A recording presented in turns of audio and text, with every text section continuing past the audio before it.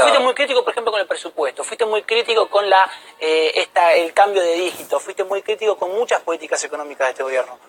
Bueno, ¿esto impacta a la gente? A ver, yo creo que, digamos, cómo veo la economía para adelante, la veo peor, ¿sí?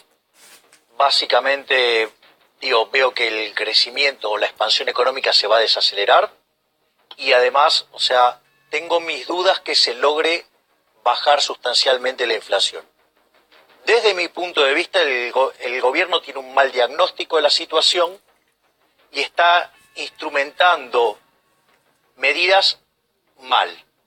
Concretamente, el gobierno ve como un problema la pérdida de competitividad, la señal de alerta que está viendo es el deterioro de la balanza comercial, fue negativa en 8.500 millones de dólares, venía de 2.000 positivo, con lo cual, se le dio vuelta, casi 11.000 millones de dólares, sí, va a tener que pagar intereses y todo, y eso requiere muchos dólares, ¿sí? Entonces el gobierno dice, bueno, vamos a buscar competitividad. Entonces, la competitividad depende de tres cosas, para hacerlo fácil. El salario en dólares, ¿sí? El peso del Estado en la economía y su eficiencia, que todo es espantoso, ¿sí? Y el riesgo país, que siendo un país defolteador serial, con un déficit colosal, también estamos muy mal. Entonces, ¿qué es lo que hace el gobierno? El gobierno, básicamente, lo que está impulsando es una devaluación, ¿sí? Con esa devaluación apunta a que los salarios en dólares bajen, ¿sí? Para que, no tocar la política, pague el costo los trabajadores. ¿Y cómo quiere mitigar la inflación, supuestamente? Lo quiere hacer pisando las paritarias. Y por eso anda apretando a los sindicalistas, con lo que acabamos de ver hace un ratito, ¿sí? Esa vendría a ser la estrategia del gobierno, porque cree que si logra ponerle un piso a las paritarias, lo cual es un disparate, ¿sí? Sobre todo como viene pifiando con los números, ¿sí? Eso le va a permitir... Un techo sería en realidad. Un techo. Sí, discúlpame, un techo. ¿Sí? Con lo cual, eso, le permitiría poner un piso a los precios, gracias. Entonces, ¿cuál es el punto? El punto es que lo está haciendo de la manera incorrecta, ¿sí? Porque, cuando vos devaluás, en algunos casos no afecta la inflación y en otros casos sí. Es decir, si las fluctuaciones en el tipo de cambio obedecen a problemas del mercado cambiario, por la CESPO, por la SIMPO, porque la gente se va afuera, porque entran o salen capitales, lo que fuera, esas perturbaciones en el tipo de cambio, ¿sí? Obviamente que todos los bienes ligados al tipo de cambio se van a mover en esa línea, pero, lo que pase, si esos se aceleran, los otros se desaceleran, ¿sí? Y viceversa. Entonces no te afecta la tasa de inflación. Lo que vos no podés hacer es el disparate que está haciendo el gobierno. El gobierno lo que está haciendo es impulsar desde la baja de la tasa, apretando al presidente del Banco Central, que está haciendo que caiga la demanda de activos domésticos. Concretamente cae la demanda de pesos y se van a comprar dólares las personas. Entonces, ¿qué es lo que está pasando? Cuando vos te cae la demanda de pesos, como cualquier bien, el poder adquisitivo de ese bien cae. ¿Qué quiere decir? Que todos los precios expresados en unidades monetarias empiezan a subir. Y como el dólar es un activo financiero que ajusta rápido, es el que pica primero. ¿Qué estoy queriendo decir? Que esta estupidez de tratar de tocar el dólar desde golpear la demanda de dinero es un disparate. ¿Por qué? Porque sí, ahora te sube el dólar y te van a subir los precios también. Pero el gobierno dice que no le preocupa el dólar. No, sí, bueno, pero lo que pasa es que están, diagnosticando mal, están haciendo mal la cuestión. Es decir, si vos querés verdaderamente mejorar la competitividad, acá le tenés que bajar la presión fiscal. A ver, mira, para que te des una idea, para tener una idea, alguien que está en blanco, ¿sí? Suponete que recibe 100 en el bolsillo. Al empleador le costó 165. 65 en el medio, ¿sí? Se lo lleva el Estado o alguna forma, sí, vinculada con alguna prestación. Ahora, cuando vas a comprar con esos 100, 50 se te van en impuestos. Quiere decir que de 165 que vos generaste, te quedaste con 50, 115 se lo llevó el Estado. Es decir, somos esclavos, son 70%, no existe en ninguna parte del mundo. Los que están en blanco en Argentina son esclavos. Entonces, ¿qué es lo que pasa? ¿La solución cuál es? Porque la solución fiscal, hasta ahora que es la que planteaste, es un ajuste mucho más severo del que viene haciendo el gobierno. Vos me dirías en realidad que no ajustó nada. Te lo escuché decir alguna que otra vez, pero... A ver, de hecho yo hice una propuesta de ajuste fiscal sin costo social. ¿Cómo es eso? a ver, digamos, con mi colega Diego Giacomini, nosotros hicimos una propuesta de ajuste fiscal para poder bajar impuestos en serio, poder estimular la oferta. Es decir, vos hoy, con 30% de pobres, ¿sí?, no podés tocar ni los planes sociales, sí, ni podés tocar los empleados públicos, aun cuando sea un escándalo que entre todo, nación, provincia, municipio y entes, digamos, tengas 4 millones y sobren por lo menos la mitad. Sí. Aun cuando sea eso, no lo podés tocar. ¿Por qué? Porque esta economía, digamos, no está teniendo expansión, no está teniendo crecimiento, con lo cual no se crean fuentes de trabajo genuino. Entonces vos no podés tirar a la gente a la calle porque eso es un estallido social. Entonces lo que nosotros propusimos fue otro esquema. Propusimos eliminar de cuajo la obra pública yendo a un esquema como el chileno de iniciativa privada. ¿Sí? Digamos, y en Chile funciona bárbaro. Lo que propusimos también fue eliminar de cuajo los subsidios económicos, pero redefiniendo el contrato completo. Mirá cómo, por ejemplo, Dietrich lo hizo con Cerebro y a los más vulnerables no lo golpea a pesar de que sube fuertemente el transporte y baja la mitad de los subsidios. ¿Sí? En cambio, Aranguren, ¿qué hizo? Todo mal. Aranguren sí, puso la tarifa social también y la expandió la tarifa social. Sí, pero digamos, o sea, a ver, digamos, pero generó un problema muchísimo más grande. Tendría que haber redefinido todo el contrato. Debería haber redefinido plazo de concesión, digamos, la política de dividendos, las garantías sobre deuda. Digamos, podés hacer un montón de cosas, ¿sí?, para que, digamos, ajustar de shock el contrato sin que sea un shock sobre los precios. Eso, digamos, más eliminar, digamos, las transferencias discrecionales a provincia. Javier, perdón. No, ¿cómo que? No me vas a venir a decir que es inaplicable porque lo hice en 15 países del mundo en 50 contratos distintos. Digo, si te digo que se puede hacer, digo, se puede hacer. Pero digo, primero se te van las empresas que están hoy prestando los servicios eléctricos se te van. No es cierto, porque las empresas siguen siendo inviables. Y lo que te estoy definiendo yo, digamos, justamente va sobre la estructura del contrato. El contrato es lo que se hace viable. O sea, justamente es viable por eso, porque hace viable el contrato. Y está en mi libro Política Económica contra Reloj, tenés casi 100 páginas explicado cómo se hace. Digamos, y lo hice en 15 países del mundo. ¿Sí? Pero no solo eso. Y eliminás las transferencias discrecionales a provincia, toda esa pelota son 6 puntos del PBI. ¿Sí? Y además, hacer una reforma previsional en serio como corresponde. Con lo cual, digamos, entre una cosa y la otra vos podrías estar juntando un ahorro de 9 puntos del PBI.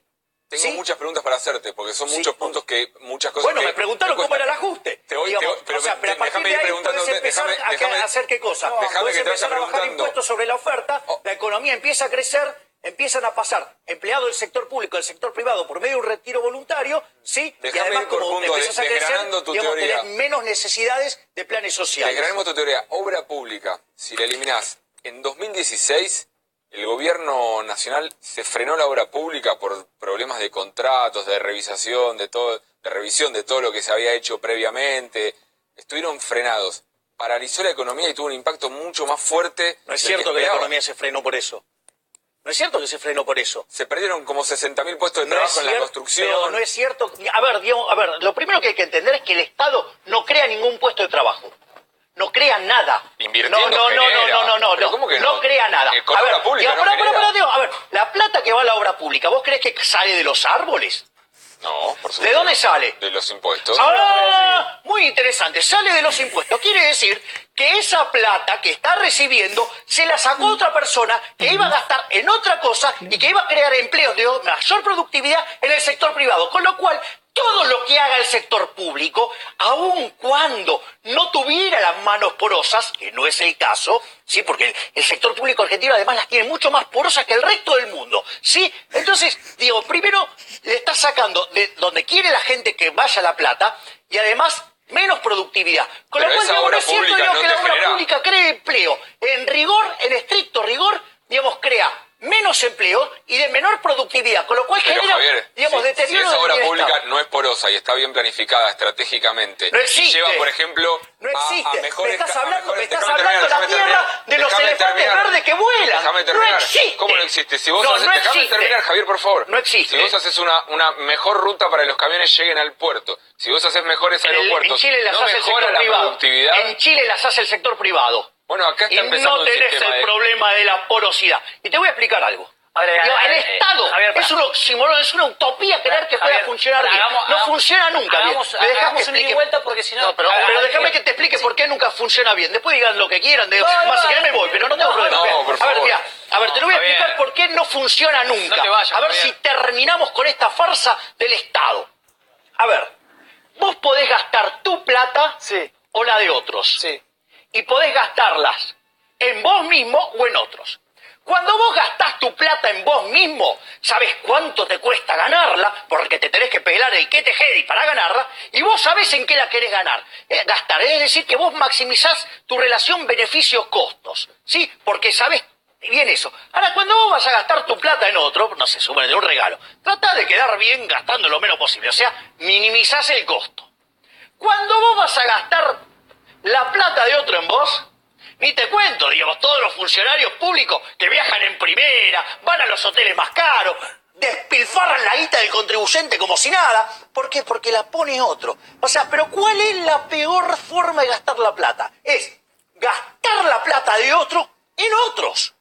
Eso, digamos, se suele llamar estado del bienestar, que en rigor no es estado del bienestar, es estado del malestar, que a los únicos que beneficia es a los políticos. Por eso, digamos, o sea, los únicos que progresan en este país son los políticos, y los que se rompen el lomo laburando van para atrás. A ver, Adrián. Sí, yo le prometí a Pato que no iba a discutir más con los invitados, así que no lo voy a hacer. Pero porque es una discusión conceptual la que podríamos llegar a tener, y me gusta tomar 2 o 3 datos bien interesantes de lo que acaba de plantear recién Javier. Uno de ellos tiene que ver con la cuestión impositiva. Es cierto que Argentina tiene una deuda impositiva muy grande que no fue saldada con una ley que se acaba de sancionar. La reforma tributaria. Me encanta tu punto. La reforma tributaria, a mi modo de ver, tiene como gran talón de Aquiles que potencia la regresividad. Contrariamente a lo que yo creo necesita la Argentina, que es un Estado presente, distributivo, lo que hace es potenciar la regresividad del sistema impositivo que ya tenía la Argentina, entre otras cosas, por ejemplo, no tocando prácticamente el impuesto a los bienes personales. O al revés, bajándole la carga del impuesto a los bienes personales, que es... Es más progresivo lo de la renta financiera.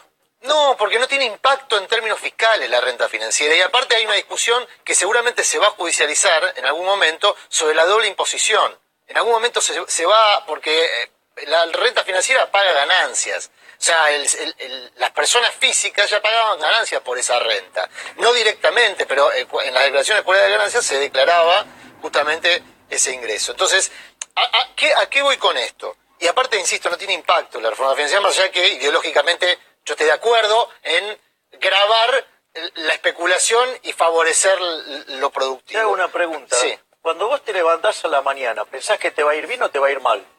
Depende del día.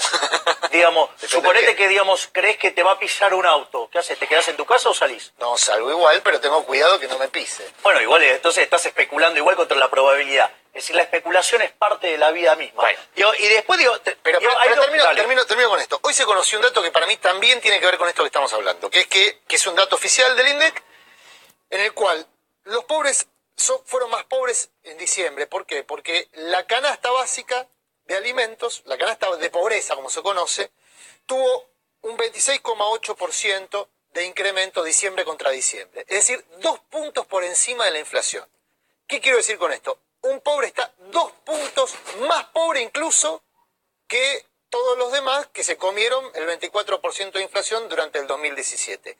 Ese sector va a ser el más perjudicado por el retraso de actualización, por ejemplo, de asignación universal, de pensiones no contributivas. Es decir, el sector más perjudicado por el aumento de precios, más perjudicado, dicho por el INDEC, 2 puntos más que el resto, va a cobrar menos en términos de actualización. Bueno, ahí hay un problema muy severo. Milei decía, no se puede bajar la cobertura social porque eso es estallido social. Bueno, hay que mirar esto. Hay que mirar con mucha atención incluso los propios números del gobierno. Porque si no, en poco tiempo más, ya no vamos a estar pensando, como marcaba la encuesta de Rubier, si le creemos o no le creemos al gobierno cuando dice que va a bajar la pobreza. Vamos a estar verificando que eso, lejos de ser un objetivo, empieza a ser un problema hoy. Es más, más severo de que ya existe. Te Pues ya voy a existe. comentar, digamos, un punto que estoy a favor con él. La estrategia esta del gobierno, ¿sí?, Si lograra hacer saltar el tipo de cambio real, si lo lograra, sí, esto de la supuesta competitividad cambiaria, una de las cosas que va a pasar es que como los salarios en dólares caen, ¿sí? Y los alimentos están determinados en dólares, va a aumentar la pobreza y la indigencia, ¿sí? Con lo cual la estrategia del gobierno, o sea, claramente las perspectivas para adelante no pueden ser favorables, porque si sale lo que el gobierno quiere, aumenta la pobreza y la indigencia. Y lo viste en el índice del mes de diciembre. Primer punto. Segundo punto, digamos, que... ¿Existe un margen en el plano especulativo de que si aumenta el dólar, aumenta la competitividad, aumente la productividad, aumente el empleo y no se reduzca la pobreza? No, no necesariamente. ¿Y no aumenta la pobreza? No necesariamente, porque todo depende de cuál es el motivo por el cual sube el dólar. Si el dólar sube por una caída del peso, porque sobran pesos, ya sea porque emitiste de más o porque cayó su demanda, digamos, eso se va a ir a precios. O sea, entonces ni siquiera vas a tener ese efecto. Pero el dólar no subió, no viene acompañando la suba de la inflación 2017. Pero de vuelta, si vos lo haces contra caída, ¿sí?, de la demanda de peso o porque sobran pesos, porque emitió de más, no va a funcionar. Vas a tener más inflación, nada más, y lo único que vas a hacer es bajar los salarios reales. Digo, pero quiero ir a otro punto, digo, que está, digamos, respecto a la reforma impositiva. Respecto a la reforma impositiva, es una payasada. Para alcanzar la presión fiscal de la región necesitamos 50 años y la de Chile 75. Listo, acá no va a invertir nadie. Digo, ese es otro punto. Y después, digo, voy a ir a la cuestión de la regresividad, digamos, y todo ese tema de la redistribución del ingreso. Lo cual me parece, toda la cosa, la justicia social, me parece profundamente injusta. Porque, a ver, digo, yo quiero saber cuántos de ustedes, de los que están acá, están a favor, ¿sí?, de tratar desigualmente a la gente frente a la ley. O digamos, o adhieren al principio liberal de tratar a todos igual frente a la ley. Porque la redistribución del ingreso no solo que es un acto violento, ¿sí?, que implica redistribuir lo que ya originalmente el mercado distribuyó, premiando a aquellos que mejor satisfacieron a su prójimo con un bien de mejor calidad a un mejor precio, no es cierto, sino claro que no es cierto, no es cierto. ¿sí? Sino No que es cierto. es un acto violento no es cierto, y implica tratar desigualmente frente a la ley y a la gente. Y además, digamos, hay que saber que es un robo, castigando al exitoso en función de un tipo que desde una poltrona decide quién tiene que ganar y quién tiene que perder. Es una arbitrariedad total. Javier, la redistribución tiene que ver con la igualación de oportunidades. ¿Qué de igualdad? Mira esto, a mí me gusta el tenis. Y como yo, digamos, me gusta el tenis, para igualar las oportunidades contra Federer, le voy a cortar un brazo. Déjate joder. Digo, es un acto violento, es una salvajada. Vamos con los datos. Dejen de alimentar el odio y el resentimiento, porque esa basura de la justicia social hace 70 años que la aplicamos y de ser el quinto país más rico del mundo somos 55. Déjense de joder con eso. Dato mata grito, dato mata grito. Sí, dato mata grito. Yo te acabo de dar todos datos. Un segundo. Dale, yo te acabo de dar todos Oxfam, datos. que es una Decime cuál dato es falso de los que yo te di. No dije. Decime cuál es No digo falso. falso, digo. Porque como dijiste, Bueno, el dato mata grito, Javier, explícame cuál es el que di falso. Listo, Javier, sin chicanar, dale, al dato. No, pero por eso quiero el dato. Porque ¿cuál de los datos que di yo es falso? No, Tranquilo, Javier. respecto a que el mercado ordena. El 60%... ¿Qué es el mercado? Pero vamos a esto. No. Decime qué es el mercado. Decime qué es el mercado. A ver si sabes qué es el mercado. Porque si lo vas a criticar, decime qué es el mercado. Vamos. El 60% de los ricos... Decime qué es el mercado. Un segundo. Decime qué es el mercado primero. Bueno, Javier. No, bueno, pero digo, critica el mercado, no sabe lo que es el mercado. Pero dejale que desarrolle su argumento. No, bueno, pero digamos, estamos discutiendo de algo que no sabemos. Pero así no se puede. Un segundo. El 60% según Oxfam, que es una organización internacional que mide, entre otras cosas, desigualdad, básicamente desigualdad en el mundo. ¿Quién es la que mide la desigualdad? Bueno, Oxfam es una organización internacional que toma datos de todos los países y mide los niveles de desigualdad. Uno de los datos que marca esta semana es que el 60% de los ricos aumentó la desigualdad entre los que más tienen y los que menos tienen, ¿no? Esta semana se conoció ese dato, 1% concentra el 35% de la riqueza mundial. Ahora, el 40% de los más ricos son fortunas heredadas. Primera cuestión que explica por qué el mercado no ordena solamente pero por eso es un error, es porque no sabes cómo se determina la riqueza. El capital no lo determina tener las máquinas. ¿Sabés lo que lo determina el capital? A ver, yo te voy a dar un ejemplo. La heredera de Peugeot, la heredera de Peugeot tiene todo Peugeot, pero hace 3 autos malos y quiebra. Es decir, el dueño del capital lo decide el consumidor con su voto. Sí. No distribuye la pero renta. digamos, va la quiebra. Se acabó. No, pero es que vos querés afanarle la guita al que le va bien. Ese es tu problema. Dale, bueno, termino porque ahora te voy a demostrar con un ejemplo la estupidez que está diciendo. libertaria, yo estoy a favor de abolir la herencia, por ejemplo, que sería una medida... Ay, ¿por qué yo no puedo consumir el resultado de lo que genero o dárselo a quien quiero? A ver, yo digo, suponete que tuviera 100 palos verdes, sí, se los quiero regalar a él. Y vos no querés. ¿Qué pienso para determinar que yo puedo gastar con mi plata? Abolir la herencia. No, sí, pero ¿por qué me querés robar? ¿Pero por qué me querés robar el fruto de mi trabajo? No, yo puedo darle mi plata a quien se me da la gana. Vos me estás diciendo que la gente no puede gastar en lo que quiere. No, pero es una locura. Lo que quiere. Vos metés una cuña. Hacemos así. Por favor. No, es una locura. Vos metés una cuña.